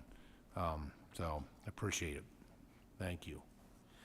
Now I'm pleased to recognize the gentleman from North Carolina, Mr. Moore, for 5 minutes. Thank you, Mr. Chairman and members of the committee. It's great to be with you. And let me first start off by thanking this committee and its work to deal with a lot of issues I know that are there. And from what I hear, probably one of the biggest issues facing agriculture right now are input costs. I hear that from, particularly from row crop farmers, but I also hear it from folks who are dealing with, with animals. And so it is, I applaud this committee's work, Mr. Chairman, your leadership on that, to do what we can to help the agriculture industry. In my home state, agriculture is the leading industry in the state, full stop. So very proud of where we are in North Carolina, but understand the issues facing our country, and I wanted to thank this committee for its work on that. I did want to address something that happened, and this was something that was a gift from our friends in the Senate. As you recall, as a part of the government funding package that ended the shutdown, the bill included some major changes to the federal hemp policy without industry input and really without any stakeholder involvement. Specifically, it changed the federal definition and regulation of hemp-derived products. These changes were made completely outside of regular order. There were no hearings, no stakeholder engagement, and no meaningful debate. As enacted, this new law would effectively eliminate over 95% of North Carolina's hemp industry and put more than 220,000 American jobs at risk. It would have major consequences for small businesses and farmers in North Carolina and across the country. This very committee was at the heart of enacting the hemp provisions in the 2018 Farm Bill that this one provision just whole cloth essentially eliminated. I can tell you that farmers in North Carolina have relied on this framework for the past several years. They've invested in land, capital, et cetera, as well as retail operations. They entered this industry in good faith, followed the rules and guidance set out in the Farm Bill. And Mr. Chairman, I submit it simply isn't right to change the rules of the game overnight, and certainly not without going through the proper legislative process. I can tell you that we as House Republicans are doing a lot to restore the American dream in rural America. And I would submit to you that this provision that was put in that provision, it does not help our rural hemp farmers around the country. Small businesses and farms across this industry are already being forced to consider laying off employees and pulling long-term investments. And this change is set to go into effect next year unless Congress acts to stop it. In the months ahead, Mr. Chairman, my ask is that this committee use regular order to thoroughly examine the issue and to develop legislation that addresses these changes that were made. The Agriculture Committee is the appropriate venue to evaluate the full scope and impact, to hear directly from our farmers and determine the best path forward. These hardworking folks deserve the opportunity to have their voices heard. They deserve a clear regulatory framework that reflects real-world conditions and ensures fair competition. I look forward to working with this committee and stand ready to serve as a resource and a partner as you take up this issue. I do believe, Mr. Chairman, there are ways to address any of the criticisms that are out there and to do so in a more effective way than what was put upon us in that provision. Like everyone here, it was put into a bill to reopen the government. I voted for it because we needed to reopen the government. But that doesn't mean we can't go back and fix this. This committee did a lot of work on the Farm Bill in 2018, and it's opened up a lot of opportunities in agriculture that not only in my home state of North Carolina, but across the country.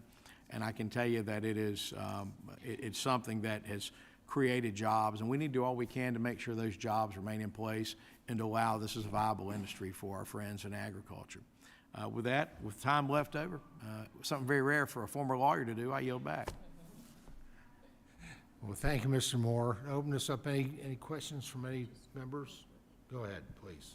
Representative Moore, thank you for your testimony, and I just want to say from Minnesota hemp growers, we are in complete agreement. We've spent a lot of time back home creating a regulatory structure for hemp that I would sure hate to see completely wiped away, so we'll be joining you in this fight to make sure we fix this over the next year. Thank you. Ma'am, thank you.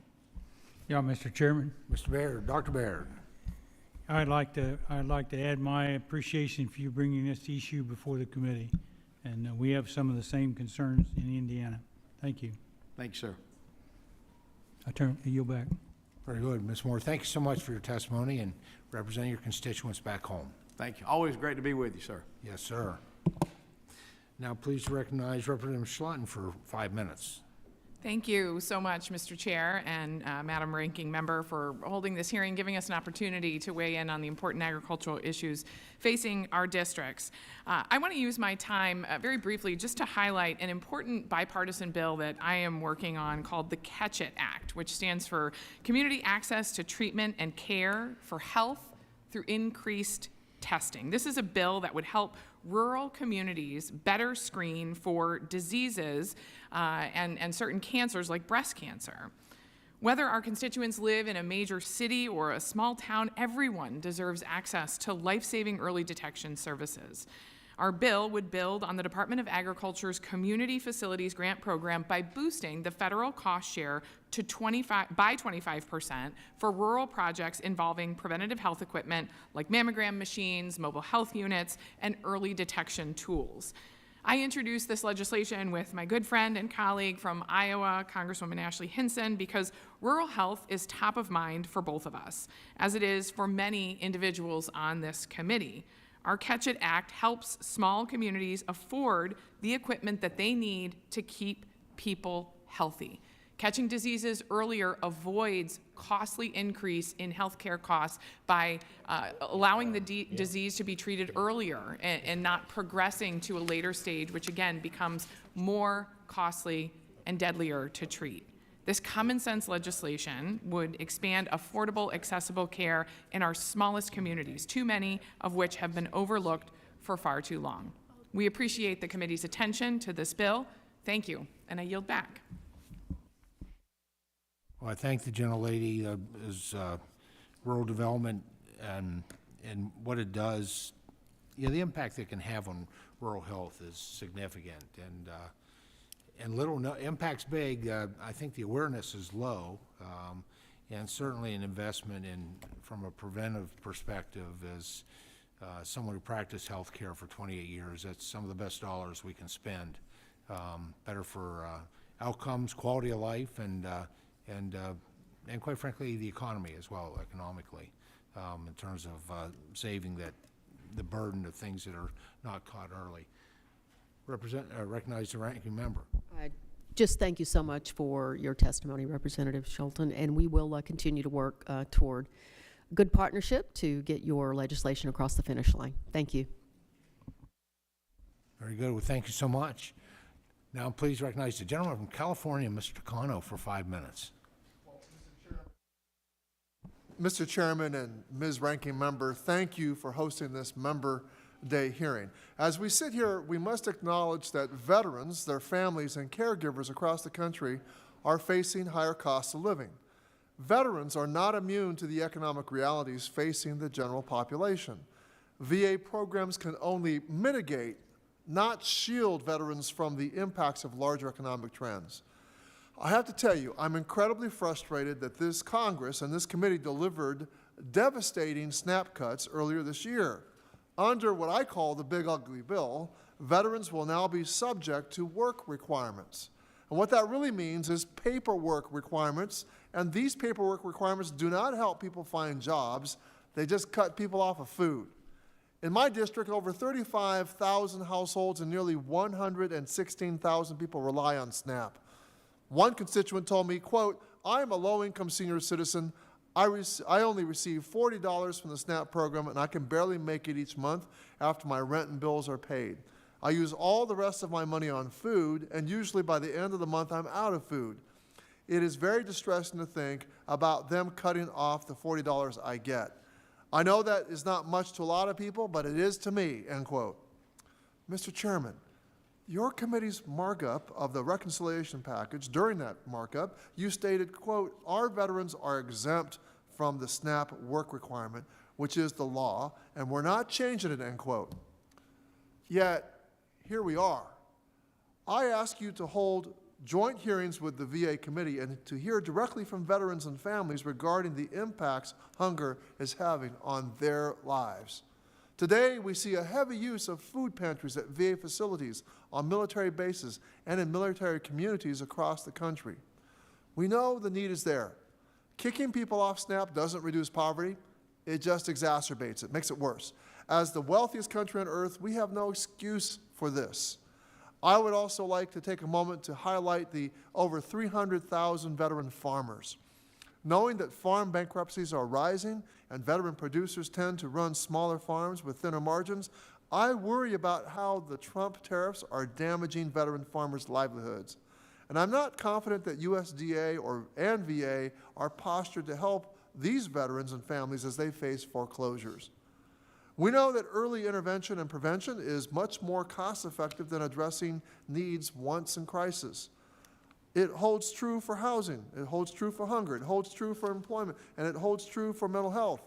Every dollar you're taking away from hungry veterans through SNAP cuts, or every dollar a veteran farmer loses in Trump's trade war, we are going to have to spend 2 or 3 or 10 times over at VA. VA's resources are already thin. As we stare down over $1 trillion in Medicaid cuts, more veterans will turn to VA and the Indian Health Service for care. But accessing care is difficult for rural veterans and families because they must travel such long distances to medical facilities. These disincentives and reductions, what this does is disincentivizes and reduces preventative care. It negatively impacts rural veterans' physical health, which is inextricably tied to their ability to earn a living and, in turn, their mental health. It affects their mental health. Again, Congress cannot gut essential social safety net programs without impacting veterans. My predecessor on the VA committee, who also served as a distinguished member of your panel, Governor Walz of Minnesota, constantly reminded us that we show our true priorities through how we spend the VA budgets and the committee's time.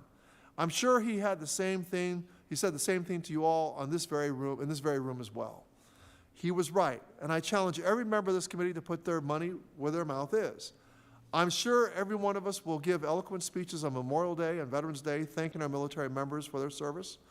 But will this committee vote to restore exemptions to SNAP work requirements for veterans?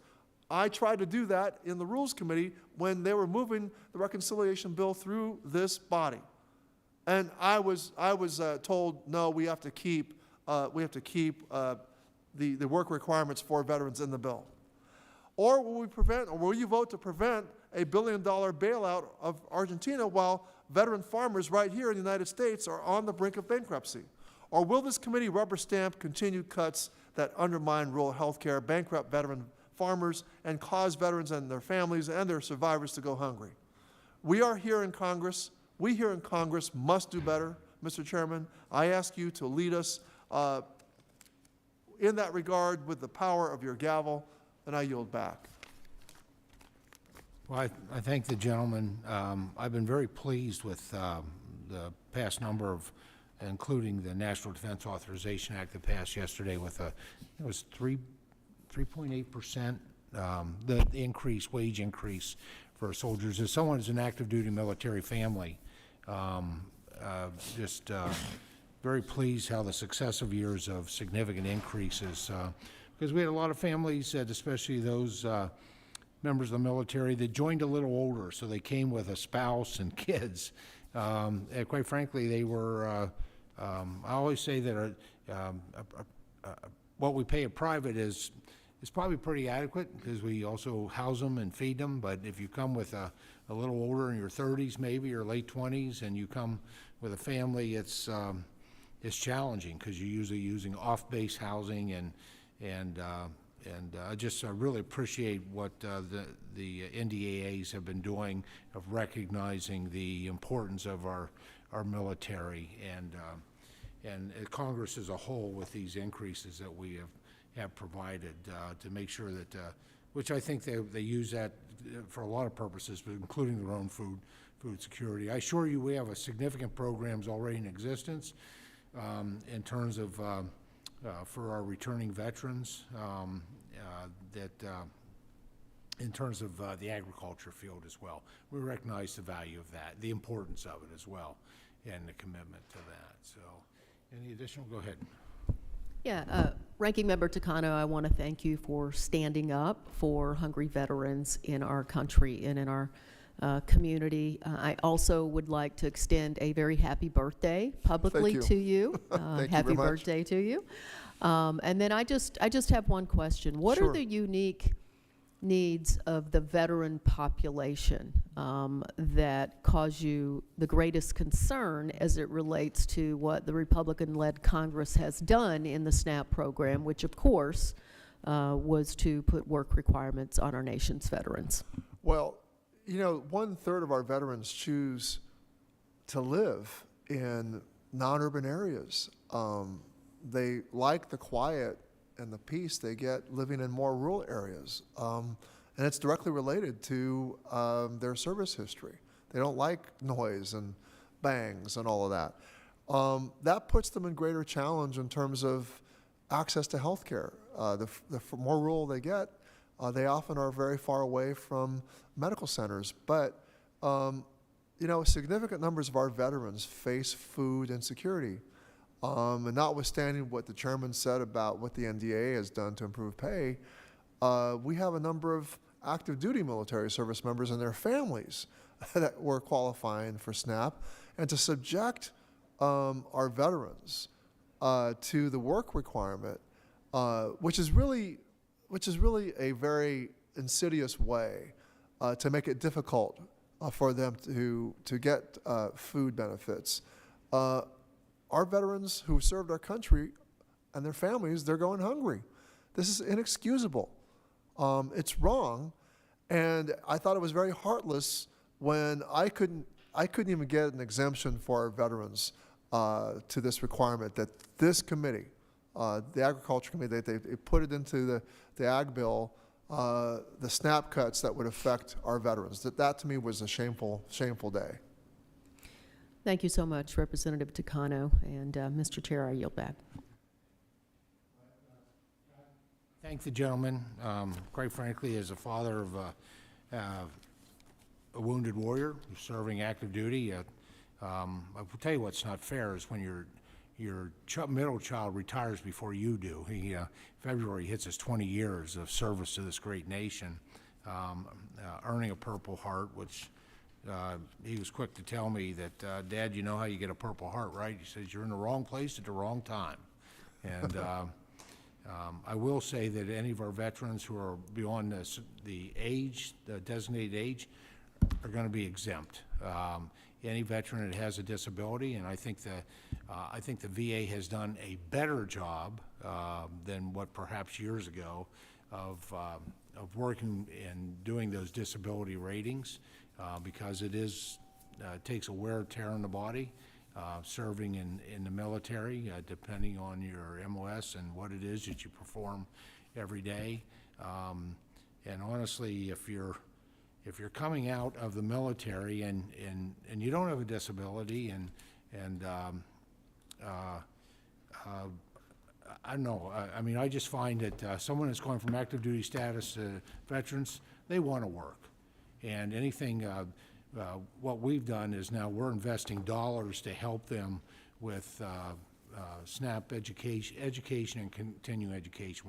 We're investing in those veterans for them to be able to maybe get a different skill set or maybe just to refine the skill set that they've worked on and they performed bravely they're part of the military. I appreciate your passion for the military and our veterans specifically, and I appreciate you, bringing those perspectives and those of your constituents before the committee.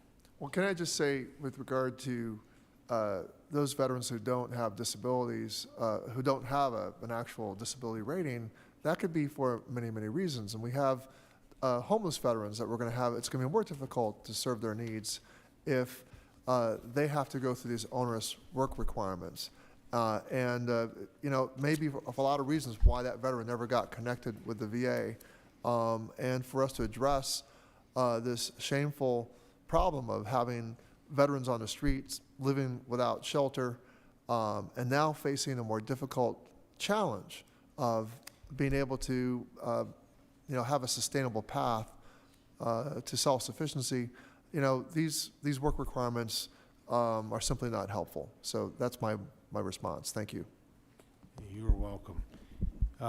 Seeing no other members before the committee, I'll just make it clear that any members that would like to submit for the record, and we have some statements have been submitted already, the committee would welcome those in terms of their input. And now recognize the gentlelady, the ranking member, for any closing comments. Thank you, Mr. Chairman. I would just close with great thanks to those members throughout both of our parties who came today to express what their priorities are in this country as it relates to the jurisdiction of this committee. And we appreciate the opportunity to listen and your work on behalf of your constituents. Thank you. I thank the gentlelady. I want to thank all of our colleagues on both sides of the aisle for sharing their priorities before the committee. Many of these issues presented have been long-held priorities for our agriculture stakeholder community and have been championed by both Republicans and Democrats. We heard from members on the vital role of USDA trade promotion programs, including our Democratic colleague from Washington on the need for more funding for the market access program. We heard from our colleague about the vital need for greater investment in agriculture research programs. We heard from our colleagues about the need for greater investment in conservation programs, among other priorities.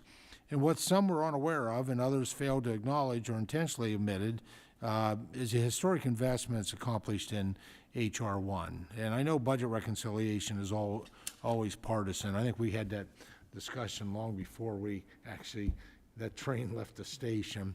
I have been on both sides of budget reconciliation but the fact is we were able to accomplish a historic increase in baseline funding for our popular locally led conservation programs, with total funding for EQIP, CSP, ASEP, and RCPP increasing by 54% in total by 2031. That's now in law as part of the H.R. 1 or the One Big Beautiful Bill. Historic increase in funding for the Market Access Program and Foreign Market Development Program.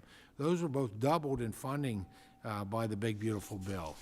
Historic investment in the Specialty Crop Research Initiative and Specialty Crop Block Grants to support our specialty crop industry. That's right, it's now law as a part of H.R. 1.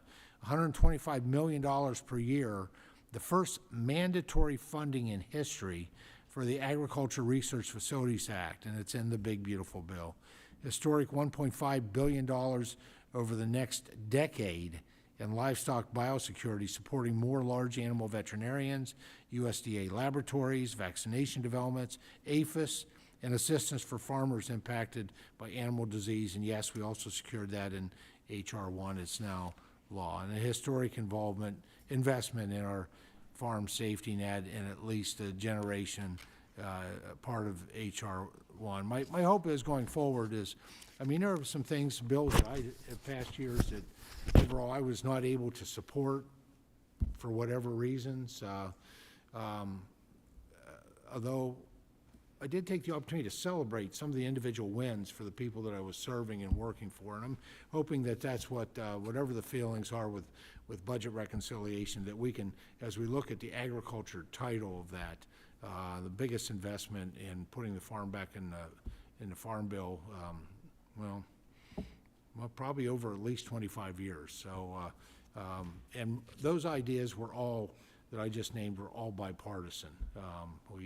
Ones that we worked on together as we listened to the key constituency of agriculture as we traveled the nation. So very pleased that we were able to serve and provide that. And so with that, I think that concludes our business with our member day. Would encourage members to submit any additional comments to the committee of their priorities, issues, wishes they might have as we move forward and prepare to